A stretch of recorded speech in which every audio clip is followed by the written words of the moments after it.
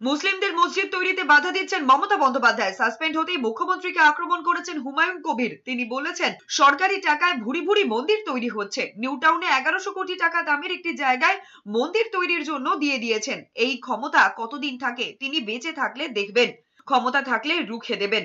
আক্রমণ করে বলেছেন, এরকম আরএসএস মার্কা মুখ্যমন্ত্রীর চেয়ে ডাইরেক্ট বিজেপির কেউ মুখ্যমন্ত্রী হলে তিনি ওয়েলকাম জানাবেন। অভিযোগ করে বলেছেন, বিজেপির সঙ্গে গাঁটছড়া বেঁধে মুসলমানদের বোকা বানাচ্ছেন মমতা বন্দ্যোপাধ্যায়। একই সঙ্গে গ্রেফতারের পাশাপাশি খুন হয়ে যাওয়ার আশঙ্কাও প্রকাশ করেছেন হুমায়ুন কবির।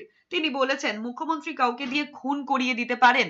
মুসলমানদের মসজিদ করতে বাধা দিচ্ছে, কিন্তু সরকারি টাকায় ভরি ভরি মন্দির হচ্ছে।